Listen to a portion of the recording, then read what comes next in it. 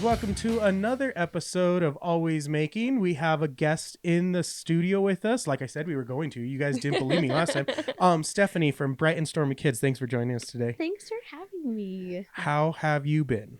Oh, busy. That's good, right? Definitely we caught up the slightest of bits this past weekend at a show.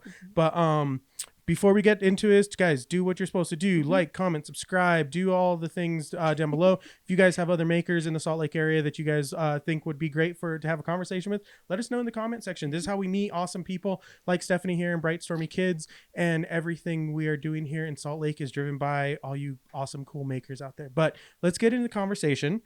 You make, collect, you sell everything kids. Yeah. So how did that all get started for you?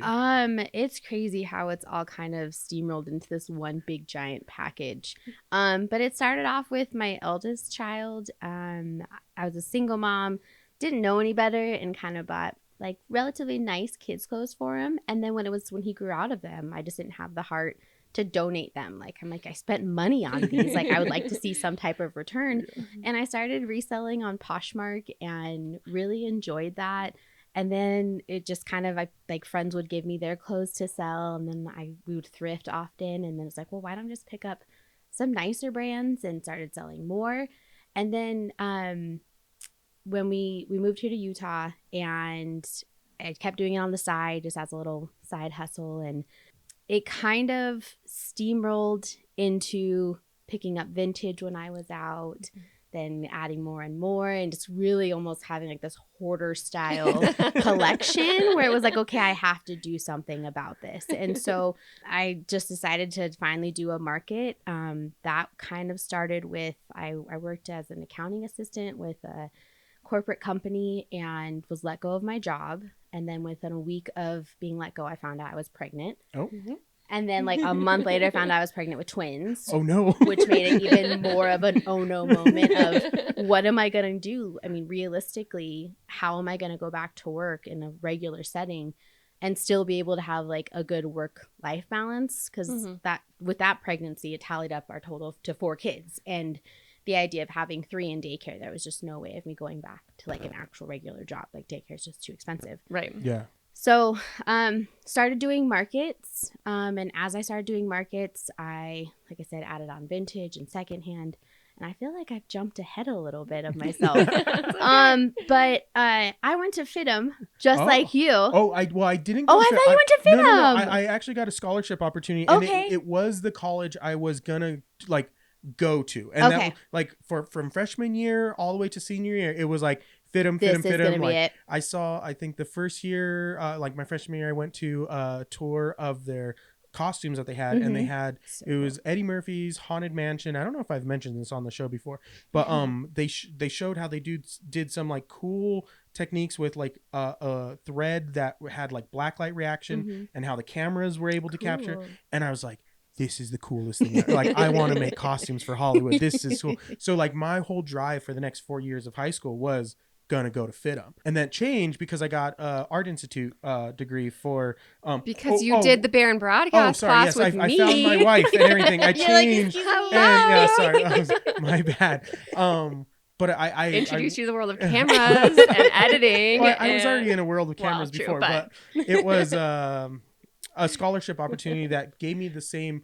I can play with behind the scenes, and I can play with the cameras and all the other stuff. So I kind of went that. But FIDM was top of my list, and it's still. I think it's such an amazing I love the fashion apparel and costume world that's out there. So, we both do. But very cool to hear that you went to FIDM. I went to FIDM and I got a fashion design degree. Awesome. And it was a really great experience. That was just a whole long drawn out thing. Which is, we'll talk about that another podcast. We know how that goes. Yeah, exactly. But my experience there, it was very much everyone was so focused on being the next top designer, avant-garde, and and I'm very realistic and very practical. And so kind of my mindset was, and I had my eldest when I finished school, so it was oh, I'm gonna do something with kids. And so I kind of took that degree and my sewing background and pattern making and things like that, and kind of as I was seeing all of this waste and excess of kids clothes at thrift stores and just everywhere. It was like, okay, I need to not only like keep clothes and giving them a second life, but also like always seeing like the same stuff, like plain onesies, things that have holes in the knees, or just things that were just ran down, but still could, you know, had a little personality. Yeah. And so I found myself picking that stuff up, knowing I was going to upcycle it and turn it into other things. So that's kind of how the upcycling and handmade stuff kind of got brought into the vintage and secondhand. I love it. Everything. So timeline, just so we have it straight. I did some sleuthing on the socials and everything.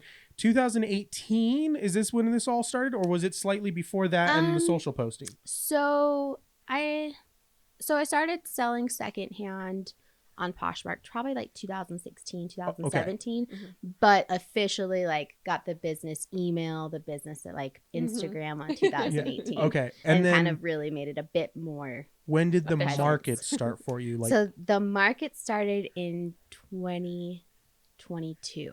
Okay. So just like post-COVID, everything's starting to open up kind of thing. Yep, exactly. During, like, so you've watched some of the episodes, and you see that a lot of our other guests are on, and kind of the COVID kind of helped push. What was it through COVID? Was it like collecting and making and figuring like, hey, I have this pile of stuff now I need to do something with? Is that kind of how that went? I wish it was. I really regret not taking that time to be more creative and do that kind of stuff. But I had my 4-year-old in 2020. Okay. So like momhood, like I had 2 kids, and it was I had both of them home with me. So like my focus was just to survive during that time frame. Total kids for the inspiration now is 4 total. So the twins and two more. Older ones. Okay. Yeah, that was it's never the goal. So I go back to my experience in the pet world, and I'm not comparing kids to pets, but They're pets pretty to kids. similar. They are similar. I know some people get like upset with it, but for a lot of the people we did interviews with, it was their pets that drove them into the pet world of their creating, making, whatever it is. The kids seem to do the same thing for you. Have you seen each kid influence a little differently as they're going forward? That's a great question. I guess for me, just the way my brain works, I'd have to break it out. So 11-year-old definitely like kind of created that secondhand stuff. My 4-year-old, he is a hurricane. He is my wild child, and definitely kind of helped inspire like my more upcycled stuff, because that's kind of where he reminds me just everything that he wears gets so worn down so quickly. And so I will say that like he's more the inspiration of how can I refresh this? How can I renew this? How can I give this something? Take all of these leg or pants with busted knees and pretty much do something like, with these. We'll make it something new. And then the twins, they definitely, I feel like, have that, I guess, help inspire that vintage touch, because Vintage Kids has just like taken over my brain. I mean, I still love to sew. That's definitely like more of my, like, how do you explain it? Like when you need something just to like decompress, sewing and making that portion of this whole business. But like Kids Vintage is just like, there's something that's just so cute and precious. And so definitely the twins are kind of like parallel with that extra branch coming on into the business. So awesome. The vintage. So from my experience with vintage, and the kid's only 6 months for us, so we don't have a big array of like experience in kids vintage, but I feel like there's not a lot of kids vintage out there in the world, because a lot of it, like you say, goes to landfills, goes to waste.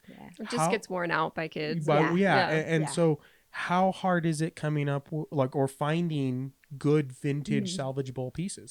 So for me, I really started to stumble on it when I was just sourcing kids secondhand stuff. So it was probably a couple pieces for every visit if I was lucky. Once I really tried to start sourcing more full time, it's definitely difficult, especially when you're trying to look for like my size range for my business goes from newborn just to 5T. Like I have to limit myself on how much I do, or it would just be out of control.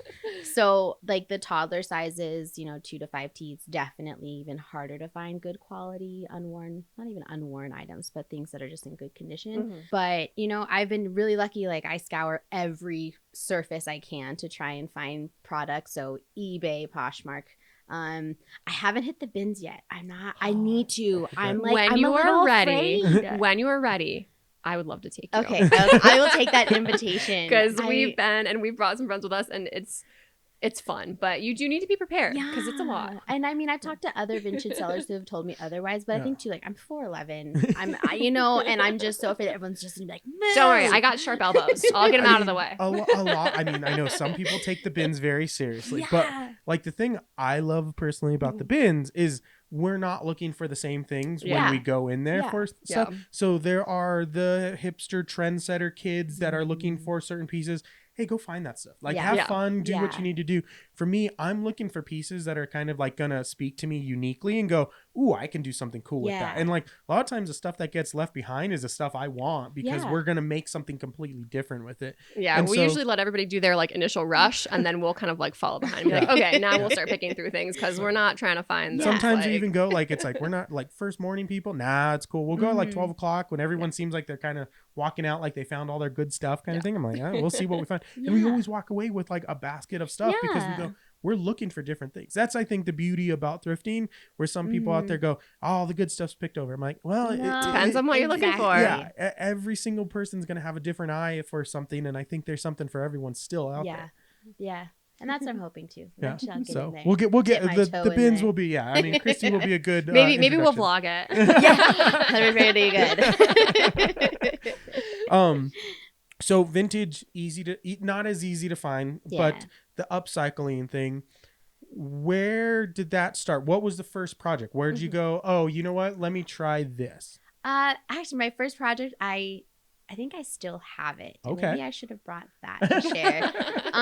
So my son I love corduroy. Like, it's one of my favorite materials to work with. My son had a pair of like like a brick red corduroy pants from Baby Gap, and the knees were worn out, and I was just like, how can I reuse this in a way that's not conventional? And so cut it up, made a skirt out of it, had some like scrap material to kind of like cover the front, so it was a bit more like girls, like they can play just as hard as boys, wanted to make it wearable throughout. So that was the first one of kind of changing these pants into something new. So guys, Juniper interrupted again real quickly. Not a big deal. We got her back down. But we were talking about your first upcycled piece was your child's pants. And so you still have them. Is the reason to keep them like just as like a memory, or is it no one's bought them? Sentimental? I know, like you asked that, I'm like, ugh, just no one's bought them. Oh, okay. I've had like people pick them up, and definitely, I think it's like a 70s, early 80s generation that people were doing a lot of, upcycling stuff with their own clothes, because it's usually that, age range of folks who are always like, I remember doing that with like my own pants or whatever, but just no one's gotten it. So I think they're cute. I don't know if other people think they're cute. Well, and it just hasn't found the right home yet. And that's kind of what I'm thinking. We're getting there. Yeah. So let's go back a little bit. And I want to talk about your first show experience. Yeah. How was that for you? It was nerve-wracking. My first market was 9th and 9th. Oh, okay. In 2022. Yeah. I want to say 3 months pregnant. Okay. With the twins. And my husband and I just jumped right in and did it. It was only secondhand with like a handful of kids' upcycled things. just trying.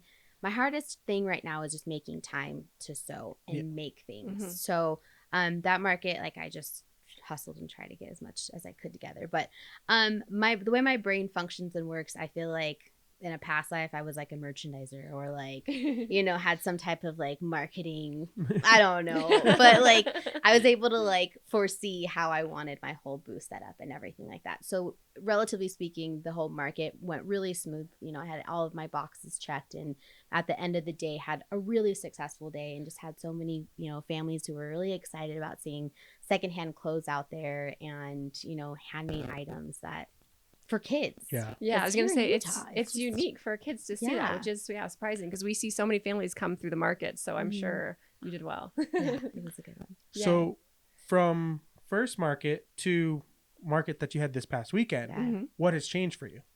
Or has anything changed? I'd probably say the confidence in myself and the brand itself has definitely changed.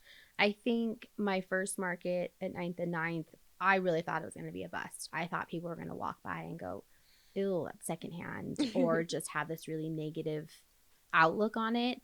And now it's like, I know that this is something that as a society we should be moving more towards, and something that should be talked about, and something that should be more comfortable for families to feel like that they can do. You know, I feel like I'm kind of just a middleman in between secondhand clothing and thrifting. Like, I'm pretty much doing everything.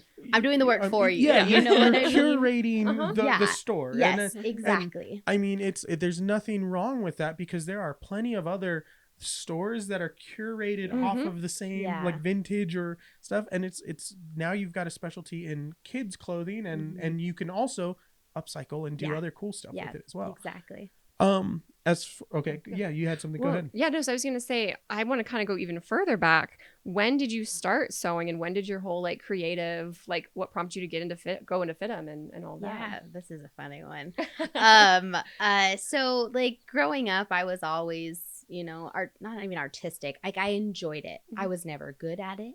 Like, I loved to paint and use watercolors and just anything and always just to kind of be expressive, and always was in art classes, but never could take it anywhere farther than that.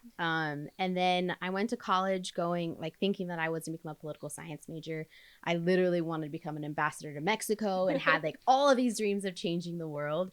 And I ended up like failing out of Long Beach State because it's just like, I hated my classes. I hated being there. And my mom was like, what happened? You know, like, I went into school with really great grades and all this stuff. And I was like, well, like, here, I'll show you. And I had been just drawing and sketching and really kind of went down this rabbit hole of wanting to be a designer. And so we toured a couple art colleges, and I landed up at FIDM, and loved everything about clothing making. I probably should have been more on the production side of it than the designer side. But like, I just loved pattern making. I loved sewing, and that's where I got the experience of sewing. My grandmother had sewed while I was growing up, and so she never taught me, but it was always kind of like, oh, like, what are you working on? What are you doing? And sewing, I picked it up and loved it, did really well in school. But again, it was just kind of like, I had my oldest by the time I had graduated, and just going into a fashion career just wasn't really an option. So kind of just went other paths, but it all kind of started, I guess, with FIDM and sewing. It is. I always say I'm very fortunate with my creative direction and knowing where I wanted to go. But even coming out of college, it was, I didn't have a fit for me. Like, the industry was not built for like me to have the opportunities to explore the different things I get to do now. And that's always hard. And I can understand, like, FIDM, especially the way that school is designed, it's like, do this, and then you are now this. And I'm like, it's like, pick a specialty, you're on that path, and that's it. And it's like, I don't want to just do women's fashion. I don't want to just don't put me in a corner over here. Like, it's like, I want to explore all the endless possibilities. And I understand it. Like, careers and the way our society puts us into positions to be the same thing over and over, you get good at it, but I want to try different things. And I can understand that, like, being stressful, it's like, Christy, it's like similar situation. Yeah, I was gonna say, I actually went to Cal State Long Beach. I started as a science major. I was gonna get my doctorate. I was gonna study genetics, be a genetic counselor, and then I was in like a basic chemistry class, and everyone was studying so hard to get like B's and C's, and I was like, this is easy and not challenging me the way I want to be challenged. Like, I want to use both sides of my brain. I want to be creative. And so I ended up changing majors completely, became a film major, and kind of made my own major because I wanted to do production design specifically and the art department, which there wasn't like a specific path for. So I took like classes in the theater department and took costume design. And so luckily I figured that out while I was at college and was able to switch gears early on in my college career. But same thing or very similar. It's wild, right? I mean, it's just, you really hit it on the head of saying I want to use both parts of my brain. And that's what was so hard with political science, is that I really did enjoy what I was doing. And I think I almost had this unrealistic idealism about what I was going to eventually become.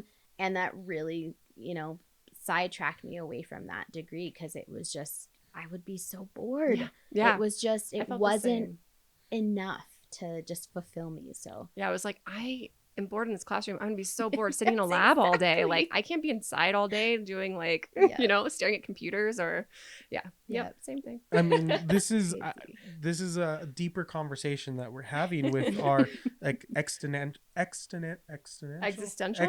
Thank you so much.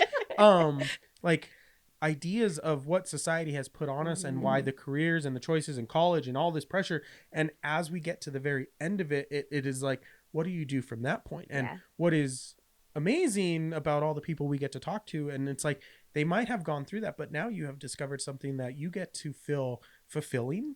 You get to be creative, and in the end, it's all for your little guys. That's like you're doing it all for, because they're the reason you have built what you have built now. So what is the next step for you? What is the next big thing for Bright Stormy Kids? Ooh, I think taking it online as much as possible. Okay. Definitely what I am already foreseeing is, again, having 4 kids. It is a lot. It's very time consuming.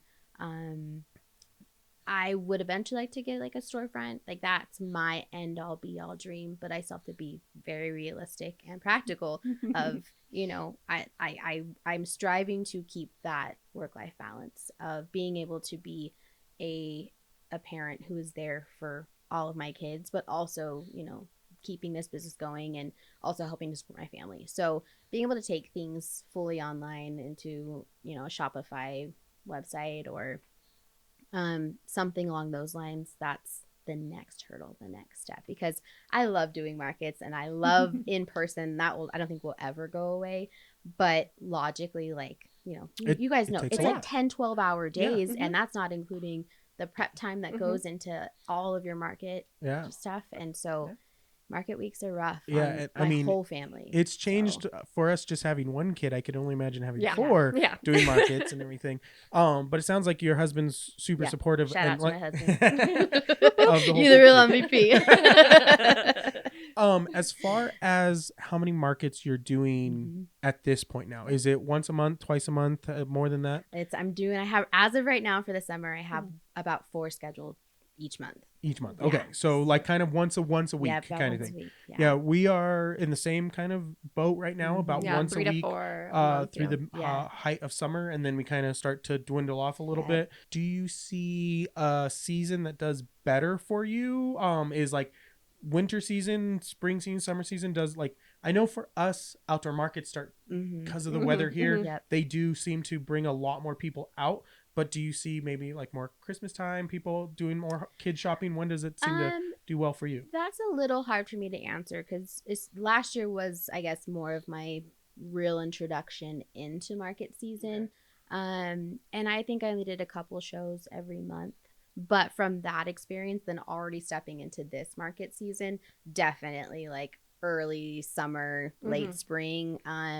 I don't imagine things will taper off just because as of last year, I mean, I was doing Big Cottonwood Canyon. I think they went through like October last year. Yeah, they did extend a little bit. Yeah, the weather stayed pretty solid for us. So I even did a market in October and it was just the same. I mean, thankfully, we have a very large child population here. Yes, so very true. Kids clothing does really well. And does it also, like, supply-wise, is it a little bit more? Or I would think so. Okay. I think the quality level is definitely higher because I started sourcing. So we moved here in 2018, I believe. And so, like I said, I kind of started in 2016 living in Long Beach. We were living in Tustin before we moved here. And I would do some sourcing there. And I definitely have seen a higher quality of items here than in California. So I think it is. I would like to say yes. So I've never, well, look, let's put it this way.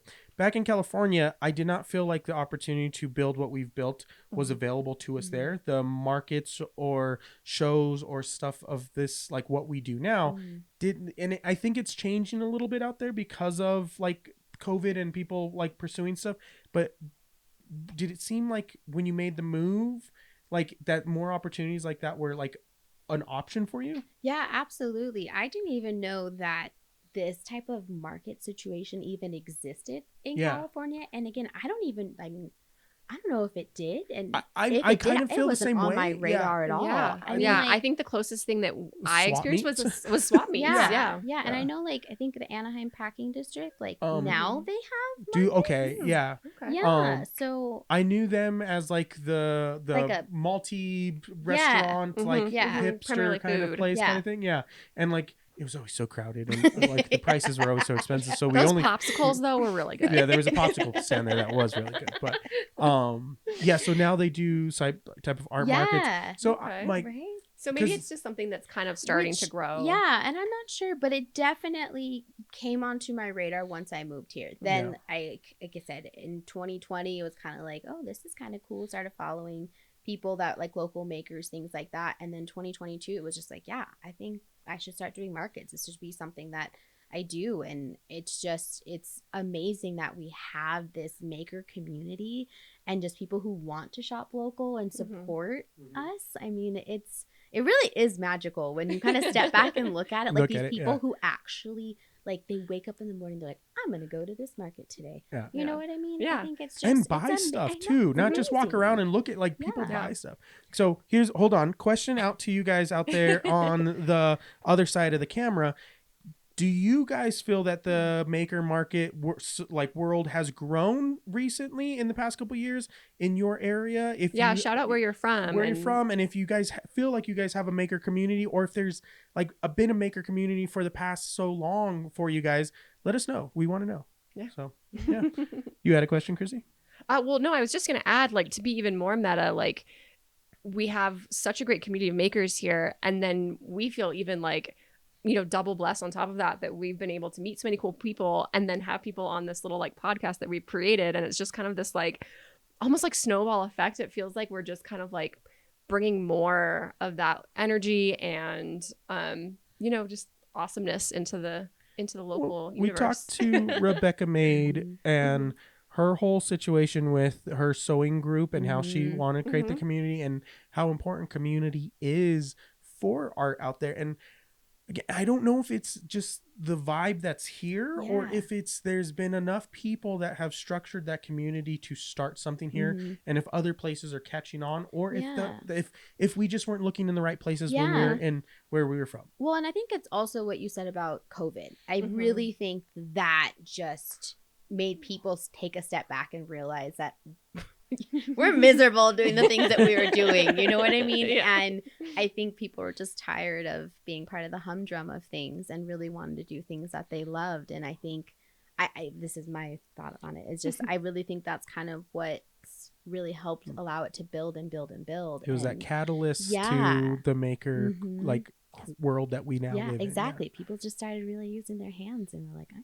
We can do this. Yeah, exactly. Well, and then coming out of it, people wanting to then be together in person and not just have this online community, be like, oh, we can get together now, so let's get together. Yeah, exactly. So I want to shift gears, and I always like talking about the tools that we use for our creative outlets and everything. I imagine sewing machines at the top there for you. Is there another tool or another like device or something that really helps you do what you do? I'm gonna be real boring and say my iron. Not boring at all. Right? Please, love my iron. A good iron. There is nothing better than just pressing that seam open. It's so nice. I'm gonna go because even this week I was playing with a little tiny small iron that was specialty for patches. Specialty irons are kind of cool. Yeah. Here's we're gonna nerd out on. Oh yes, you I think love irons are boring? I'm gonna set you straight here. Talking to. Hello. We have heat presses. We have other irons. We have go get my iron right now. The amount of irons I have in my home, you probably have a couple more, but okay. So what kind of iron do you have, and what's so great about it? Honestly, I don't even. I should have known the brand, but it's just. I think it's just a home iron, but my mom's gonna watch this and get a little upset with me. She bought me this really nice project iron, and it's great. However, it just doesn't get to the temperature that I need it to really press seams open for making clothing. The little project iron's great for like, you know, my bucket hats or like other smaller things. I have, you know, the Cricut Easy Press. We've got forgetting what's that heat one press. a heat press. My husband dabbled in sublimation, so we've got one of those in the house too, but just good old-fashioned iron. Yeah, just there really is nothing better. And then I don't worry about either if I get like, you know, the sewing backing on it or anything. Like you just kind of rub it off. Yeah, exactly. Just wipe it on the side of the ironing board. Not that I've ever done that. No, never. My ironing board's definitely in pristine condition. So iron, top tool for you. That's definitely something you can't live without in your maker world. What kind of tips or advice do you have for other makers out there? Potentially maybe looking at the upcycle world or just getting into the maker world? I think keep your options open for materials. Don't put yourself in this box or, you know, limit yourself of what you think you can use to make. And I guess always just look for new resources of where to find these materials. So the less I can spend on fabric or material or product or whatever, the better. I mean, in reality, at least for me, again, my whole goal is to waste as less as possible. So any creative ways I can do that, you know, ask your family, ask your friends, like, hey, do you have any extra t-shirts laying around, or whatever your product that you're making, you know, just be creative on where you're trying to find those items. So like for me, I do kids t-shirt rompers, and so that kind of came about because my husband had really cool nerdy t-shirts and he was just like, I don't want to just donate this, like, can you do something with this? And then of course the kids inspired me, like, yeah, let's make some. I don't know if you've seen like the rags rompers. They're just so rags is a brand that makes like really cool kids like stretchy rompers that they can just pull right on, pull right off, and they're super comfy, cozy. We'll have to look into they're that. really cool. They're a little pricey, and so I was like, well, let's make something like that. And now I just find t-shirts and make them into cool nerd t-shirts into rompers. Yeah. Cool. Yeah, I couldn't agree more, because as we look across the room with the different materials we have, some of the materials is found material, and it's like byproduct a lot of it. like like offcuts of stuff that we go, well, instead of throwing this away, can we do something with it? And I mean, we talk about the trash pile on here because she's a great friend of ours, where it's like she's trying to lessen the stained t-shirts in the world by tie-dyeing them. You put a cool stain on it. Absolutely. But like with the kids' clothing and how you go about doing that, it's the same. It's put your own twist on it. Where do you get the inspiration that inspires the creations that you make from your stuff? So it's definitely like material by material. Okay. I wish I was more of an organized creator in like, okay, this is what I'm gonna make for this season, and that's where the designer part just we don't work. I don't know many makers that are that organized. I'm not. I wish I was too, but nope. Like I set out, you know, okay, this is what I'm gonna make today, and then it's just I'll find some type of material. Like lately, my favorite has been like vintage, like bed sheets. Which is really kind of popular within like the kids vintage market right now. Yeah, we've got some Ninja Turtle bed sheets over here that I'm trying. Make something. You're a seamstress. What am I talking about? Make something. But like for example, like right now, I found a Rainbow Bright vintage sheet, and so like that is where all my focus is on. Yeah. That is what can I make the most out of this? So like, you know, for the most part, I'm cutting a couple dresses, and then I'll use the smaller material for hats, and then the little itty bitty ones will turn into bows, and then I do like fabric letter kits that are kind of like Montessori learning. And that's where like my little tiny bits of fabric go to. So for the most part, break it all down. Yeah, I am. I'm breaking it down as small as possible. And that's solid. We do very similar with some of our leather scraps and some of our other pieces, where it is, here's the big piece we make, here's the next big, and like how we break down. And I mean, if we all start kind of thinking that way, it kind of takes a little bit of a chunk out of what we throw out into landfill for sure. Just taking off that layer. Yeah. So I had a question in my head that I was going to ask, and I completely forgot what it was. With the stuff you make and not you say you're not organized. What I was getting into, which talking to a bunch of makers and figuring out like how we have our stuff all thrown all over the place in a lot of time, is your workspace. Like Is it now? So you started off the conversation saying it was getting to a hoarder kind of situation. Mhm. Are we talking like a garage filled with stuff? Are we talking a warehouse? Are we talking like multiple storage units? How much? Thankfully, no, it hasn't exploded to that level. Again, much to my husband's dismay, I've like slowly been like taking a corner out of like every part of our house. I've taken over the garage. It's not that bad. Thankfully, we've got a good size home, and we were actually able to designate a room for my sewing. Awesome. We were doing a shared workspace at first, and then it was just kind of like, I can't, you can't be part of this room. And so that whole room's taken over. I've got, half of the garage and like a little excess room where all my market stuff goes into, and then there's just things here and there. So shared workspace, and you said your husband got into Mhm. sublimation. What else is he doing that's like like you two creatives in the house? So again, I think our society creates this specific world where you have to have like both working parents, right? Mhm. And so having one non-working parent has kind of made things a little bit harder. And then I'm doing my side business, and that again makes things a little bit more like, that's interesting that you guys are doing that. My husband's like, he is so talented and such an amazing artist that eventually like we would love it to where he could actually like, we'd have like side by side parallel businesses that would work together. And where he wants to take like parents who have tattoos and recreate their tattoo and then put it on a piece of kids clothing. Oh, very cool. And so the same idea of upcycling, of taking like plain old white t-shirts or onesies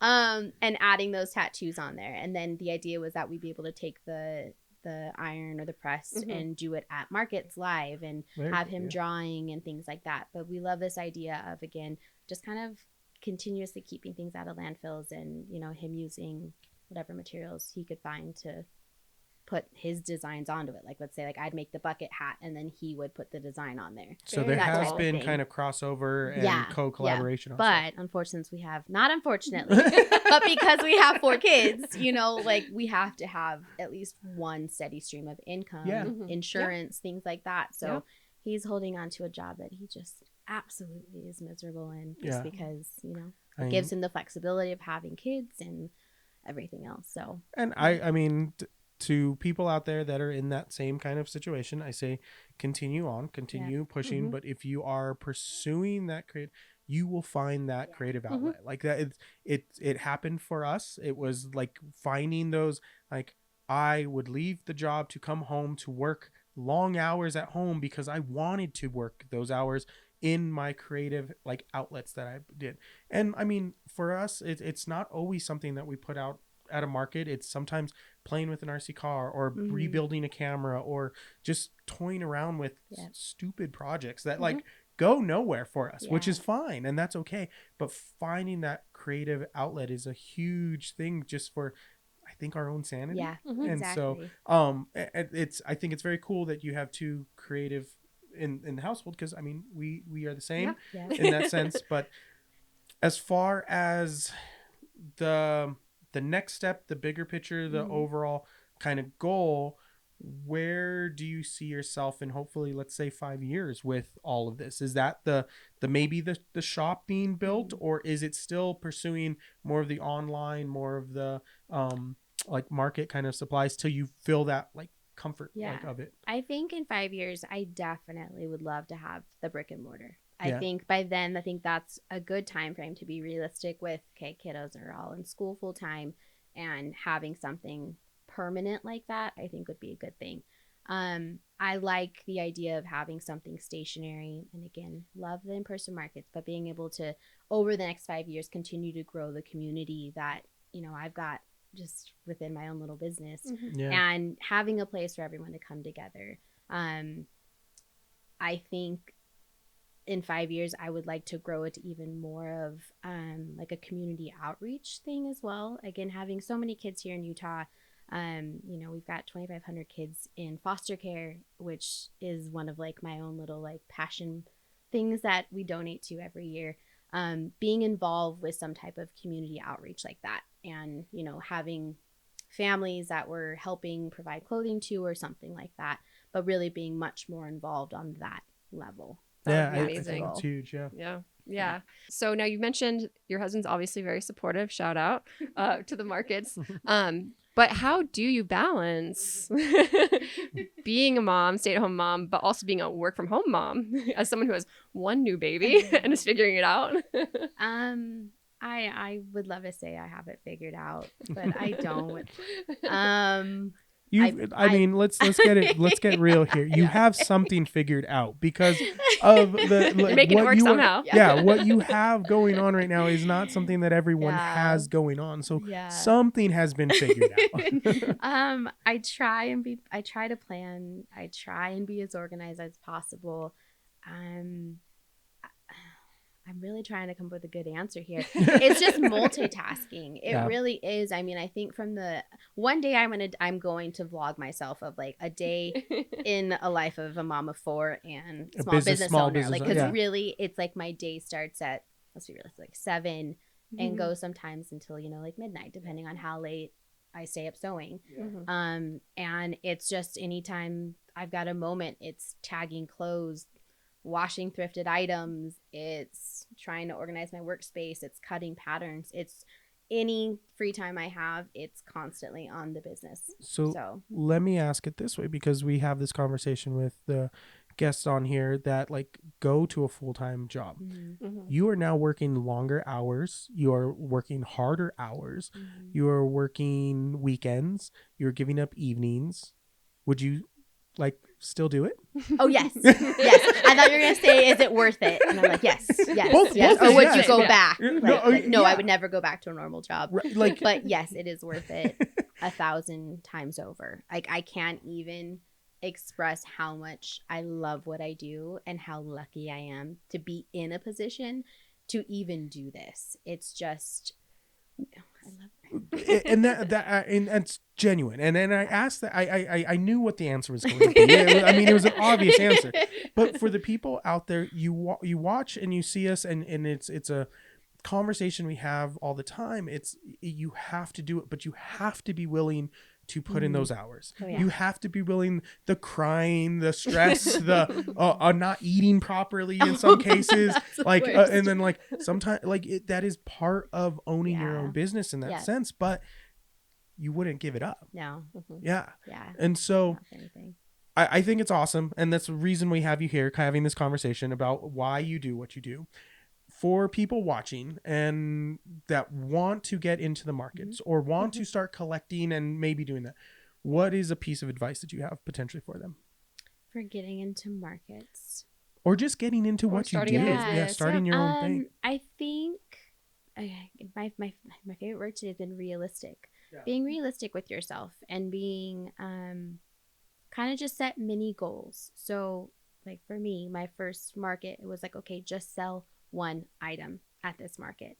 So, if you're just starting up, just make that one item, just give yourself a set inventory that you're trying to get to, give yourself a budget, small one to work with, and then just slowly progress. But be realistic and be,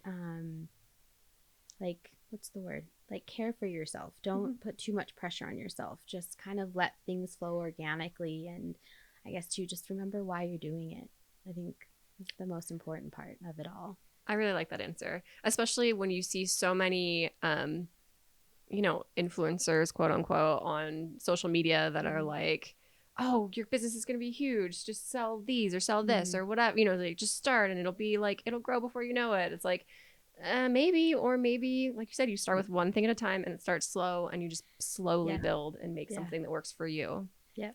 Exactly. Because I think if you put too much pressure on yourself too, and you're too stressed out about it, like the energy definitely flows off to those that are purchasing from you. And I think if you are excited about what you do, and I don't want to say set your expectations low, because that's not what I'm trying to say at all. I'm just saying just be kind to yourself about it, and just go with it. There's no right way or wrong way to go about becoming a creative, and like no one has the perfect answer. We don't have the perfect answer. I'm telling you right now, we have our experiences, but our experience is going to be different from everybody else out there. I do also want to ask the question, because being a mother of 4, for parents out there who are thinking of getting into something like this, what kind of advice or tip? Yeah, or maybe thinking they can't because I mean, there are multiple people we meet at the shows that have kids that have like, and started either like us with a newborn and like throwing ourselves out there, or who have gotten like past that newborn phase and now they're in school and got some extra time. What is some maybe advice you have for them potentially getting started in something like what you're doing right now? I was lucky enough to have help. So thankfully my family is supportive, and we, for the most part, between my husband and, grandparents, things like that, we have people who are able to watch our kids. So that's not very stressful. I've kind of learned how to do market setup all on my own and survive. Again, make that goal for yourself of what you're trying to achieve. Is this just kind of a little side extra money? Are you trying to make this full-time business? And for me, it's just side business. But I just started off by scheduling, one market here and there. Again, taking it a little bit slow, try not to put too much pressure on yourself. I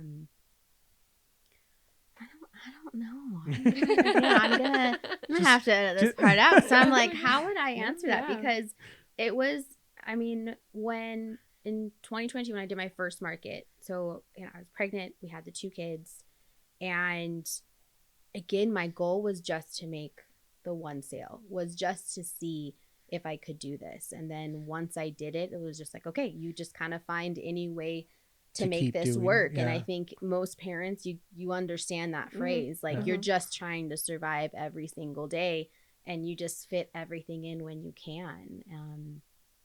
I don't know, child labor.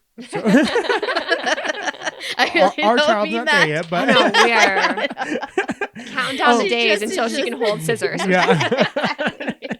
I know. I'm kidding. I'm only kidding. Yeah, again, I'm not kidding. Don't make your kids do anything. My kids refuse to. Like my son, he went to the Avenues market with me last year, and he really liked it. So, maybe like involving your kids as much as possible. Thankfully, my kids are pretty, used to me saying, hey, mommy's going to work today because that's a market day. And they're very cool about it. My 11-year-old, some days wants to come with me to markets, other days he doesn't. But I think just involving them as much as you can definitely helps, because it's not such a rip of a Band-Aid of when you're heading out for the day, or take them with you. I can't take 4 kids to a market. Yeah, that one's a little more complicated. Yeah. One I think is manageable. Yeah. Oh, 2, for sure. You're pushing the boundaries a little bit. Absolutely. 4, I know. I've met a mom who actually, she takes her 3 kids to markets, and it's amazing how she does it. Does she get a second booth for a playpen? Right. Here's your booth to play in. Exactly. But I don't know. You just kind of, kids are resilient. You just kind of. Well, I was telling Christy, like when Juniper starts walking and everything, we're just gonna like put a leash on her, like put a pole in the ground and let her just kind of spin around. No, the tree honestly, or like I know I follow a couple of makers who literally post photos of their kids like in their wagons, just passed out, taking a nap. We bought a wagon for the that show and everything, and it worked great. This was like this weekend was our first weekend with her. And it's napping with you. Yeah, she didn't quite go all the way down, but she's amazing. The intention was there. Yeah, but she sat and she played with her little toys, and she was happy to be smiling at people. She did really well. Yeah, so we're hopeful. So just keep staying on it. Yeah, and like next we'll like build the costume for her, get her to hold a sign on the side, and anything, draw attention. Yeah, that's how. It's gonna work for She's your like, food, shop over here. Yeah, I'm telling you, child labor. I do want to. Only kidding. Yes, I know. Joking. You're gonna have to put like a disclaimer at the beginning of the podcast. This is humorous. Before we close this off and wrap this all up, I do want to ask a question, because I know a lot of people have anxieties or question why they should do it, or when you first did your first show, I know you said you had an abundance of stuff already going. What was that final push that said, hey, I'm going to try to do a market and sell my stuff out there, put myself out there, be vulnerable? Definitely losing the job. Okay. Yeah, losing the corporate job definitely was a big push. Yeah, I think just trying to find means to do something that I love. Okay. It was just, I was so tired of sitting behind a desk, and it was just kind of like, it's now or never. And I think sometimes that's the push that you need to do something that you love. And it's definitely scary, but like I said, if I think you find something that you're passionate about and something that drives you and inspires you, I think it kind of helps launch you into the right direction. So Awesome. did I answer that question? Yeah. Okay. Yeah. I think that was a great answer. Okay. So, Anything else that you want to talk about with Bright Stormy Kids, or say to other makers, or anything else? I had like so many things I wanted to talk about, you guys. I guess about Bright and Stormy Kids. Can I say like where you can find me? Oh, please, please do. Let us know where we can find I more. have a booth in Unhinged in Sugar House, with vintage upcyclers in their basement, which is really awesome. And then a bunch of local makers as well inside of it. So you reminded me, I had a question and it was on my list of things to go through my head and like make sure we cover. But you also not only do the like markets where you show up in person, but you also have like a stall space or like retail space away. Yeah. How has that gone for you? That was really surprising. So, thankfully, as a maker, you start to grow your community, right? And I didn't understand the severity of that, if that's the right word.